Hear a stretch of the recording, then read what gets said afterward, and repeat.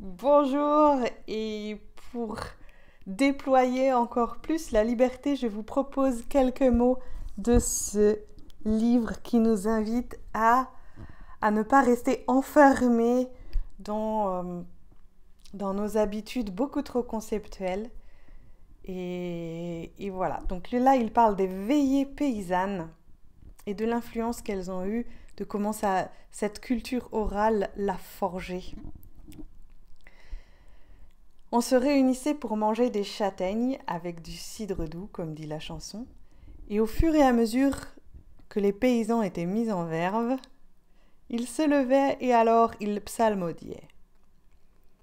Formé par les cantilènes de ma mère, je sentais la rythmisation profonde de tous ces paysans. Ce n'était pas du chant, mais des sortes de mélopées. Ils en savaient des quantités. Ceux, ou plutôt celles qui en savaient davantage, ce sont les vieilles grand-mères. C'étaient les vieilles grand-mères. Elles étaient extrêmement curieuses à observer parce qu'elles avaient un souci du mot à mot qui était frappant.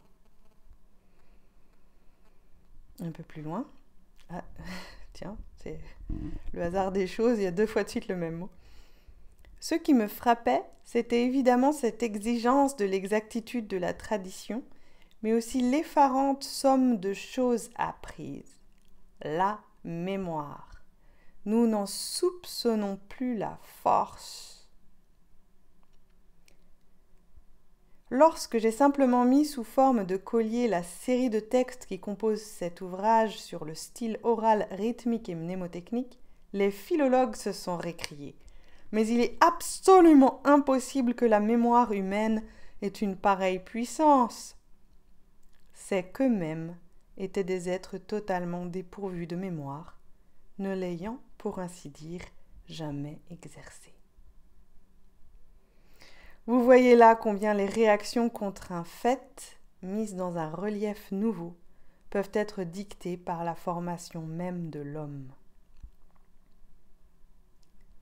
Ne croyez pas que nous critiquons avec des faits, nous critiquons avec nous-mêmes. Et un petit peu plus loin.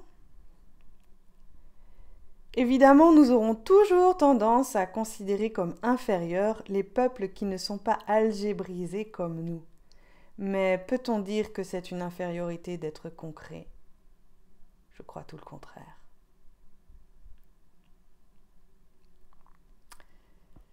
On l'a remarqué, il y a parmi nous une sorte de malaise à dire qu'on a vécu dans un milieu illettré. Quelle erreur! Les illettrés peuvent être formidablement intelligents. C'est auprès d'eux que j'ai pris mon goût de l'observation du réel. Je refais une petite parenthèse, évidemment, c'est un livre de 1925. Et voilà ma phrase préférée. Tout cela, donc il parle des paysans et de la nature, tout cela vit à pleine terre, à pleine sève, à plein vent, à plein ciel. C'est cela qui fait la vraie pédagogie de l'homme vivant et concret en contact avec les choses.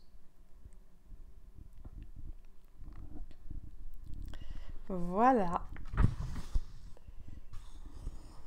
Et puis, une petite phrase qu'on entendrait plus de nos jours, sur Facebook ou autre. Ceux qui ont véritablement découvert et apporté quelque chose à la science sont ceux qui, délaissant les livres, sont allés d'abord au réel. Je répéterai toujours que ma première école scientifique a été mon contact avec les paysans de Beaumont-sur-Sarthe. Alors sur ce, je sais pas, coupez l'ordi, allez courir dans les champs ou allez voir des amis, j'en sais rien, mais que la vie soit.